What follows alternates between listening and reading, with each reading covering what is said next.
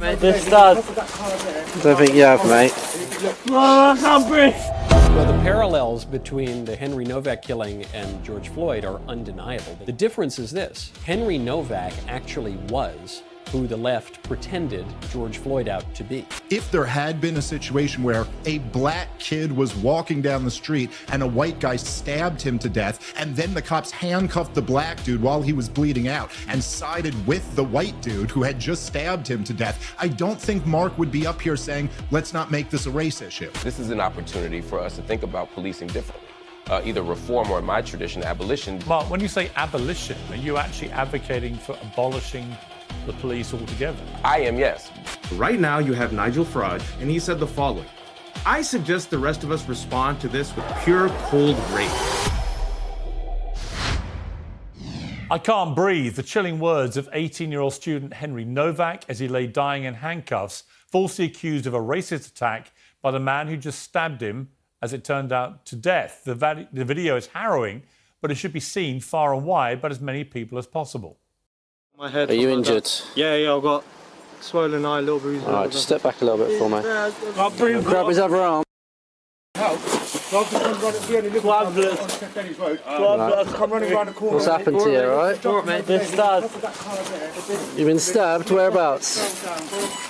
Don't think you have, mate. Well, the police officers didn't believe he'd been stabbed. One of them actually told him directly. They read him his rights and cuffed his hands even as he lay dying. The officers did believe Vikram Digwar, Henry's Sikh killer, who stayed at the scene of the murder he'd just committed to falsely accuse his dying victim of a racist assault. The parallels with George Floyd are clear, but it's not about martyrdom. It's about how society and culture responds to tragedy and outrage. Black Lives Matter had global support to begin with, but unity in a crisis doesn't last for long. Facts change. People fight about the solutions. Fanatics in either camp use the public's passion to push fanatical ideas. And that's how BLM mutated into an obsession with racism and identity, hand in hand with believing all victims and assuming guilt. That's how you end up with official guidance from police chiefs, which says that officers should treat white people and minorities differently. Our commitment to racial equity means producing equality of policing outcomes for people from different ethnic groups, it says. The equality of policing outcomes should be directly connected to whether you committed the crime and nothing else. It's hard to imagine that any of this language would exist without the post-BLM climate of hysteria, which led to branding everything from cricket to the actual countryside as institutionally racist. But since this whole thing is about overcorrection, about bad reactions to genuine outrage, we have to look at what's happened since. Henry's father said this. We do not want his death to be used to create further division, hatred or tension. We want his story to make our streets safer for everyone. Well, Nigel Farage, in a so-called emergency address, then said this. Henry's family have responded to this in just the most extraordinarily dignified way. But I suggest the rest of us respond to this with pure, cold rage. All right on cue, there were violent protests and clashes with police in Southampton where the murder happened. Last night, Tommy Robinson whipped them up with a speech talking about Pakistani Muslims who had nothing to do with this killing. Elon Musk has led the charge online, as many US commentators have seized on this horror as proof that white people have been victims all along. The truth is, the same people were the loudest critics of identity politics. The idea that characteristics like skin colour should define everything and that one group inevitably abuses the other. The other can't see the trap they're falling into, or more likely, they can, and they're doing this for vengeance.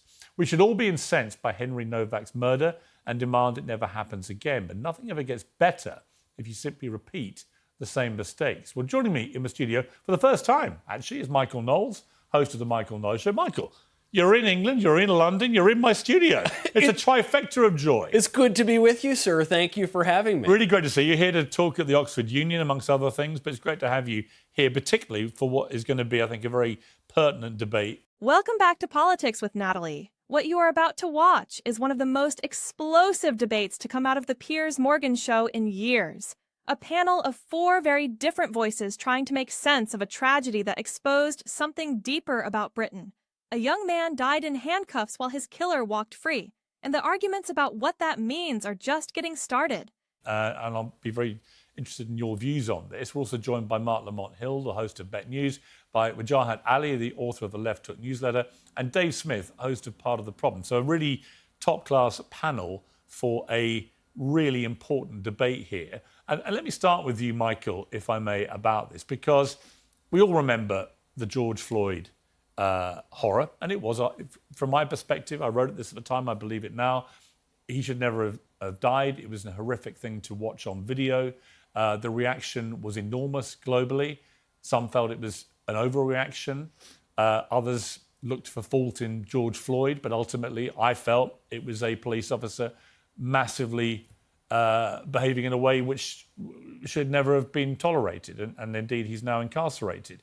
Here we have again, in the UK, we have at least one police officer, but a group of them were there, but one who just not only refused to believe that Henry Novak had been stabbed, but the police collectively bought into the killer's story that he had been the subject of racial abuse and that was what was really going on here, which turned out all to be complete nonsense.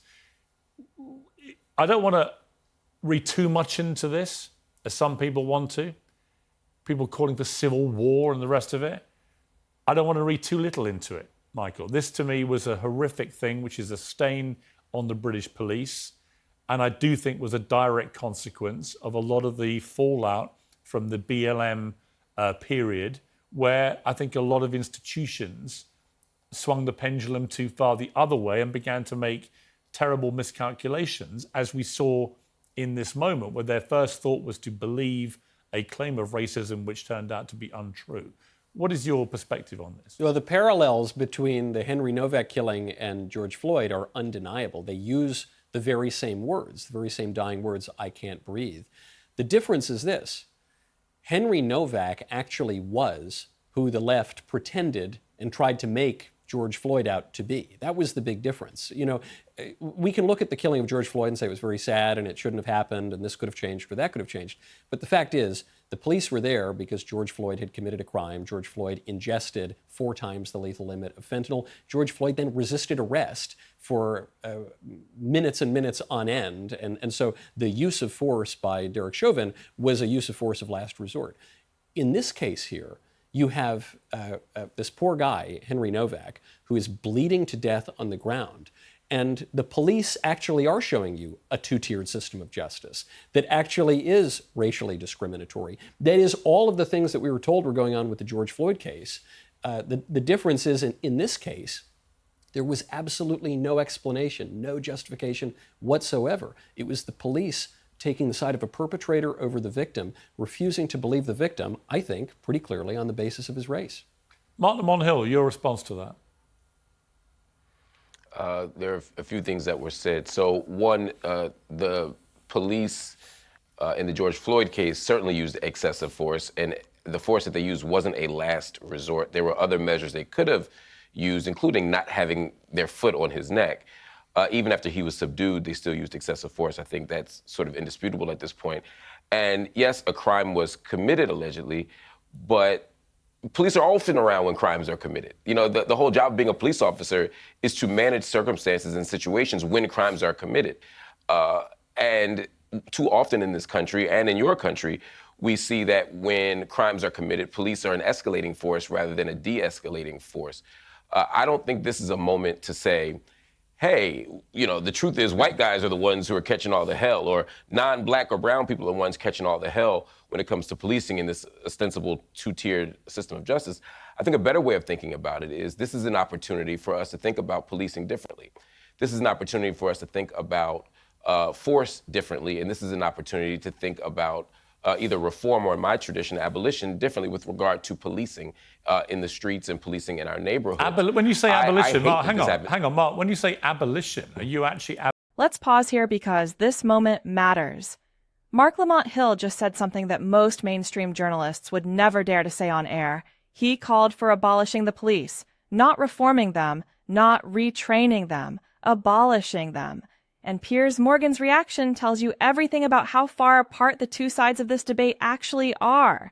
One side wants tweaks, the other wants a completely different system. Advocating for abolishing the police altogether. I am, yes, but I think it's more important. You have no police force at all.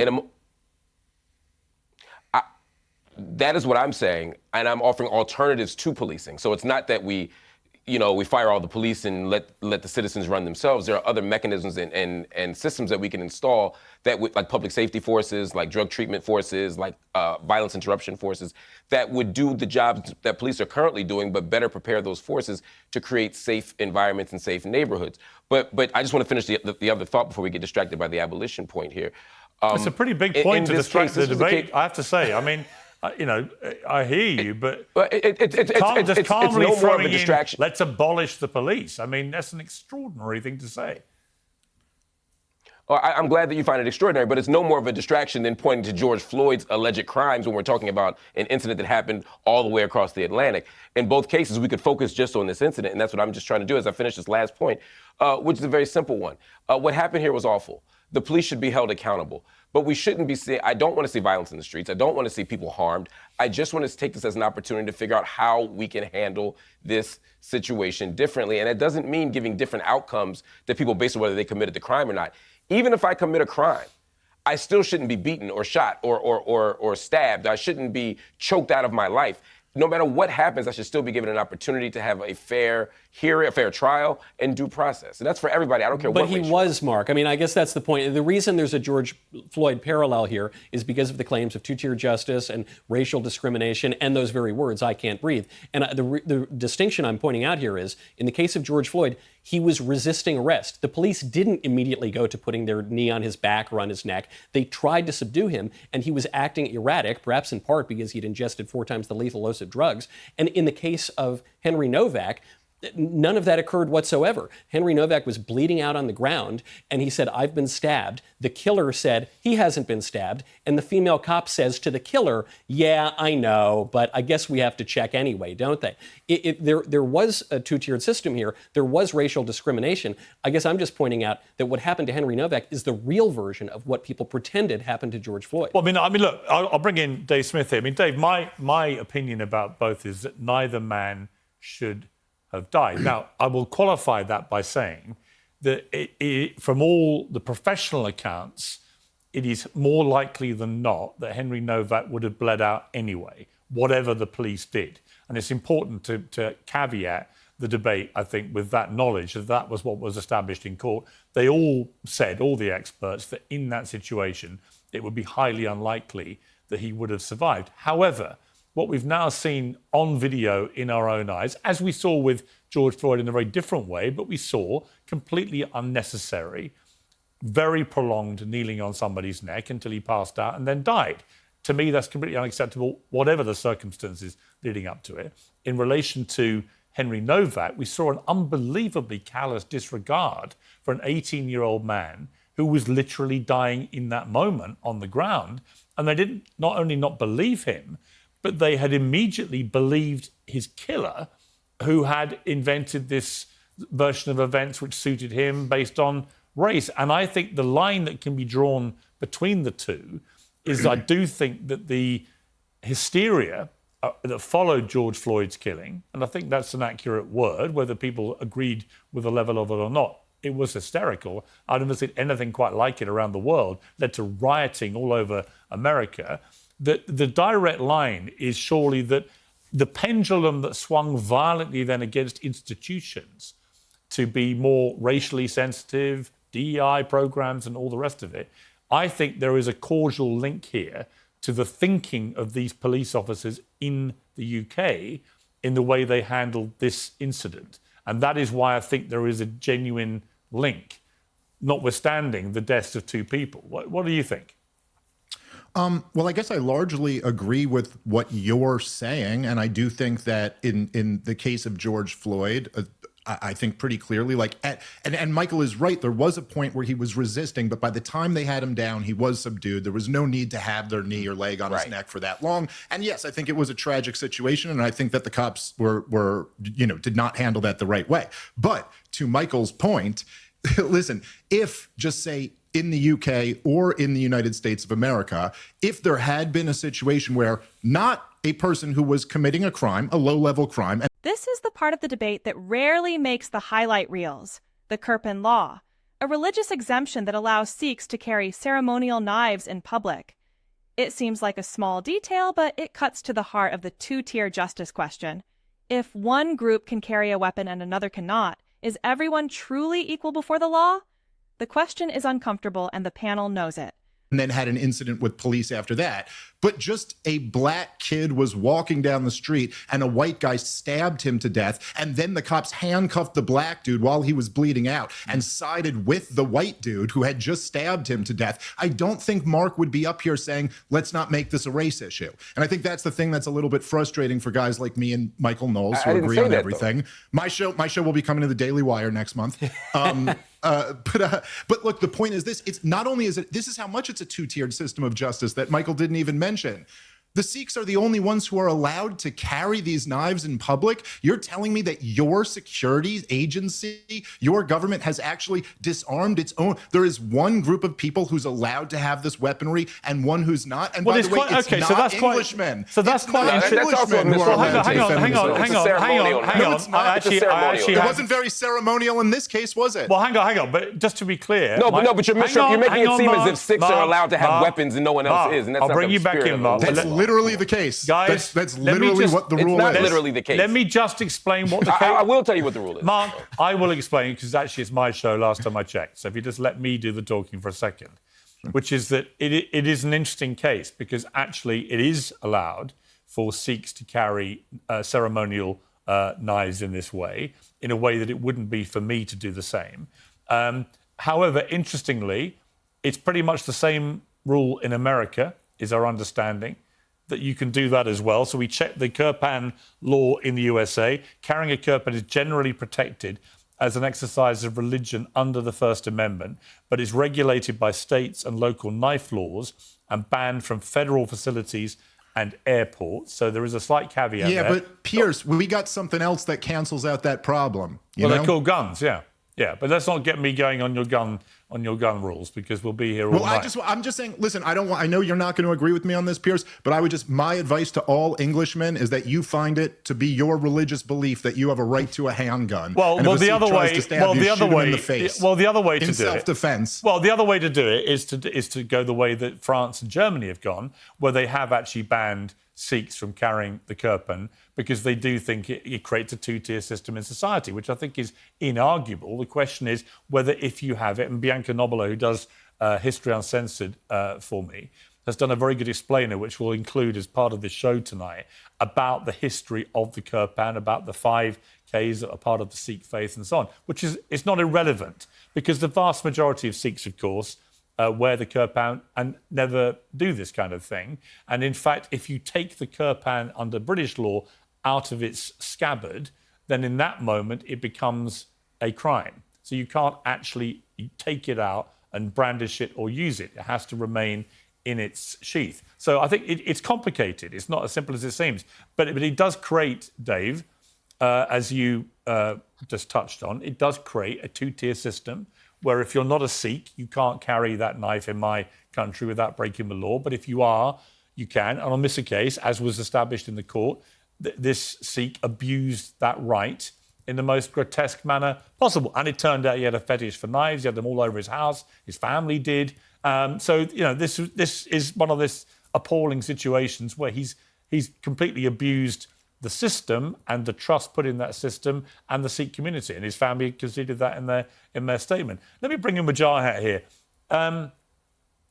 Putting aside the issue of whether Sikhs should be allowed to carry the kirpan, and that will be, it wouldn't surprise me if the UK follows the path of France and Germany and outlaws it, so there is consistency with everyone in the country. It would seem to me to make sense to do that in light of what happened here. But the link between what happened with George Floyd and what happened with Henry Novak, do you see an issue here with Wajahat, with the extraordinary fallout from what happened with George Floyd in making institutions reach a place in their heads where they start to calculate things in a way that is actually fundamentally flawed? So let me talk about the similarities, and maybe there can be some commonalities here and we can unite. Number one, when there are victims who are saying, I can't breathe, maybe the police and maybe the rest of us should believe them. That's what happened here, where Henry Novak, who was a young man, it's brutal. It's an absolutely disgusting tragedy. And I don't see anyone here villainizing Henry Novak. I don't see anyone here valorizing or praising the police officer. That's the difference here in the United States of America, that Michael Knowles' boss has tried to get a pardon for Derek Chauvin, the convicted murderer of George Floyd. Now, this is crucial. Wajahat Ali is making the argument that the mainstream media does not want you to hear. Henry Novak's father begged the country not to exploit his son's death for political gain. But within days, Nigel Farage was calling for cold rage. Tommy Robinson was whipping up crowds against Muslims who had nothing to do with the killing, and the entire outrage machine was in full swing. The question is whether anyone is actually listening to the victim's family. I don't see anyone here saying, you know what, this police officer, he did the right thing. I don't see anyone villainizing Henry Novak as they villainized George Floyd. But we could all probably agree on that the fact that, some of us can agree on that what happened in both those videos was tragic, disgusting, obscene. Secondly, I think all of us are saying the same thing, is that some of these police officers, they should be held accountable for their actions. I believe there should be full investigation, and this police officer should be questioned and asked, why did you not believe a stabbed, dying, bleeding man? Why were the last words that he heard is, "I don't believe you, mate"? That is horrific. Third, and I think this is where we should listen to the words of Henry's father. I want to quote him. Henry's father said, quote, "We want to use Henry's heartbreaking story to make change for the better. We do not want his death to create further division, hatred, or tension." I want people to sit with that for a second. This is Henry's father. They just buried their son, who was killed in the most heinous way, and then the police, that one police officer, those 2 or 3 police officers did not believe him. He said, do not use and exploit and abuse his death to create division, hatred, or tension. That was the same thing that George Floyd's family said. Now, what's happening right now in England? You know this, Piers. This is why I think this conversation is very dangerous. Right now, you have Nigel Farage, who listened to that, and he said the following: "I suggest the rest of us respond to this with pure cold rage." You know what's happening right now in Southampton? Tommy Robinson, that fraud, I think you and I agree, complete fraud, criminal, racist, complete clown. He's sitting there encouraging his hooligans to go after Muslims. The killer's not a Muslim. Now they're already in Southampton attacking police officers, aggressively trying to protest against all innocent Sikh people, even though it was one deranged Sikh man. What happened 2 years ago, Piers? And this is why I want us to lower the temperature. You know this. Probably Michael doesn't, or Dave doesn't. Tommy Robinson, who was in Cyprus vacationing, this coward, released false information and blamed a young Muslim. It wasn't a Muslim killer. What happened is, for the next month, in 29 cities, all these hooligans, all these white supremacists, all these people who are fans of Nigel Farage and Tommy Robinson, what did they do, Piers? Right. They beat up police officers, injured 300 police officers. They attacked all innocent brown and black folks. There was looting and rioting. You see the same thing happening right now. So maybe we should lower the temperature, listen to Henry's father, not have, opportunists exploit this for their own agenda, for rage bait. I know Daily Wire is dying right now. Maybe we can lead it the last rites if anyone here is Catholic. Good luck, Michael. Dave, I would recommend not going to Daily Wire right now if you've seen the hemorrhaging of the money. But I digress. You do what you have to do. But maybe don't engage I don't think in it's really these going to happen. hate mongers. Don't engage in these hate mongers, and look at what happened 2 years ago, Piers. You saw this happen 2 years ago. Let's lower the temperature. Well, the reason I tried to cut in was we lost your sound as you explained what that was 2 years ago, which was an incident where, an appalling incident where 3 young girls were killed by a deranged maniac who initially, the reporting was that he had come over illegally on one of the small boats on the southern border of the UK, and that turned out to be completely untrue. And that fact led to a lot of the rioting and disinformation that was doing the rounds. And just to explain what we couldn't hear you saying, that's why I was trying to cut in, but we got you back.